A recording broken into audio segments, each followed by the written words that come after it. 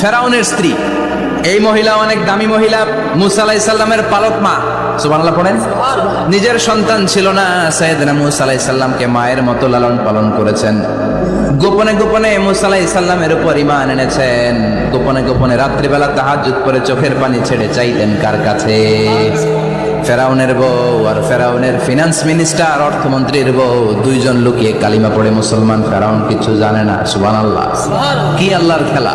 ফেরাউন লক্ষ লক্ষ বনী ইসরাইলের ছোট্ট বাচ্চাকে জবাই করেছে একটা বাচ্চাকে ঠেকানোর জন্য। নাম কি?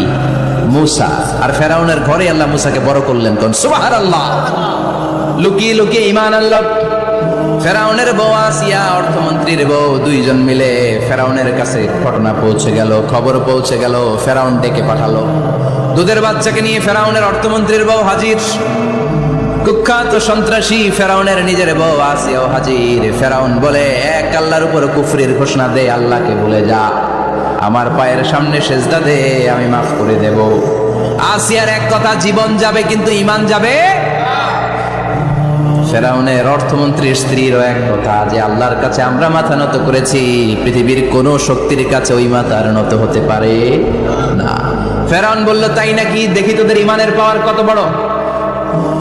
অর্ডার করলো বিশাল বড় পাতিল নিয়ে আসো, কড়াই নিয়ে আসো, কড়াই ভর্তি তেল গরম করতে শুরু করো। টকবক টকবক করে কড়াইয়ের মধ্যে গরম তেল। ফেরাউন বলে, ও অর্থমন্ত্রীর স্ত্রী, তোমারে অনেক ভালো জানতাম, এখনই আমার পায়ের সামনে সেজদায় লুটিয়ে পড়ো, আল্লাহরে ছাড়ো, আমি তোরে ছেড়ে দেব। অর্থমন্ত্রীর বউ বলে, এত সোজা না। সুবহানাল্লাহ বলে। কি ঈমান? ঈমানের পথে অবিচল থেকে আমার মরণ যেন হয়, তোমারই কাছে মিনতি আমার, তোমারই কাছে মিনতি আমার, মহামহিম দয়াময়, ঈমানের পথে অবিচল থেকে আমার মরণ যেন হয়। পড়ে না আমি, আবার পড়ে না আমি। এক কথা, আল্লাহর সামনে মাথা নত করেছি, কারো সামনে করব না। ফেরাউন অর্ডার দিল, এই মহিলার দুধের বাচ্চাটারে টান দিয়ে আন, টকবক তেলের মধ্যে, কড়াইয়ের মধ্যে গরম তেলের মধ্যে ছেড়ে দে। মায়ের চোখের সামনে দুধের বাচ্চাকে গরম তেলের মধ্যে ছাড়ে। হিসাবটা কি সহজ নাকি? কথা বলেন। চিৎকার দিয়ে মা কেঁদে ওঠে, ছেড়ে দাও। ফেরাউনের নির্দয় অন্তরে দয়া হয় না। দুধের বাচ্চাটারে তেলের মধ্যে ছেড়ে দেওয়ার পরে মুহূর্তের মধ্যে ছেলেটা রোস্ট হয়ে যায়। কিন্তু ছেলেটা হাত উঁচু করে ডেকে বলে, মা ভয় পেও না, তোমরা দেখো টকবগে কড়াইয়ের ভেতরে তেল, আসলে মা এটা আগুন না, এটা জান্নাতের বাগান। ও মা, ফেরাউনের দিকে তাকাস না রে মা, আমার মতো দৌড় দিয়ে তেলের মধ্যে ঝাঁপ দে। আল্লাহু আকবার। ফেরাউনের অর্থমন্ত্রীর বউয়ের ঈমান দ্বিগুণ হয়ে যায়, তিনগুণ হয়ে যায়। সে বলে, ফেরাউন, গোটা পৃথিবীটারে এক পাশে করতে পারবি, কিন্তু আমার মাথাটা তোর পায়ের সামনে নোয়াতে পারবি?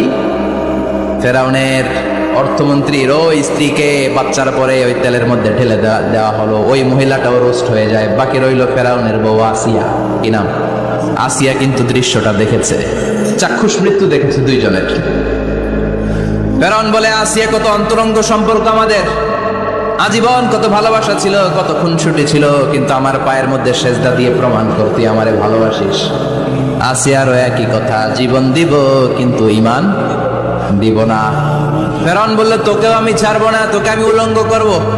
হাজার হাজার মানুষের সামনে আসিয়ার কাপড় টেনে নেওয়া হলো, তক্তার মধ্যে শুইয়ে তক্তার মধ্যে হাতে পায়ে পেরেক মারা হলো। হাতের এই পাশ দিয়ে পেরেক ঢুকে ওই পাশ দিয়ে বেরোয়, তক্তার এ পাশ দিয়ে ঢুকে ও পাশ দিয়ে বেরোয়, ফিনকে দিয়ে রক্ত বের করে। আসিয়া সহ্য করতে না পেরে ডেকে বলে, আল্লাহ, ফেরাউন থেকে তুমি আমারে বাঁচাও। এই দোয়াটা সূরাতুত তাহরিমে আল্লাহ সরাসরি কোট করেছেন, রব্বিবনিলি ইনদাকা বাইতান ফিল জান্নাহ, ও আল্লাহ মালিক, তোমার পাশে জান্নাতে একটা ঘর বানায়া দিও। এরকম একটা সঙ্গীত আছে না নাই? এই সঙ্গীতটা সরাসরি সূরাতুত তাহরিম আসিয়ার দোয়া থেকে কোট করা হয়েছে। পড়েন সুবহানাল্লাহ।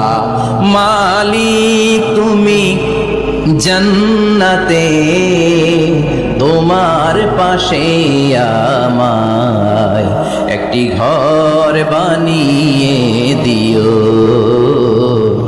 একটি ঘর বানিয়ে দিও সে বিভীষিকাময় মহাদিনে, তোমার প্রতিবেশী করে নিও মালিক তুমি জান্নাতে, তোমার পাশে আমায় একটি ঘর বানিয়ে দিও, একটি ঘর বানিয়ে দিও। আল্লাহু আকবার। সেই 5000 বছর আগের দোয়া আজও আমরা তাফসীর মাহফিলে গান বানিয়ে বলি। 5000 বছর আগের কথা আজও আমরা কোরআনের আয়াত হিসেবে পড়ি। আল্লাহু আকবার। কি মাকবুল হয়েছেন মহিলাটা আল্লাহর দরবারে।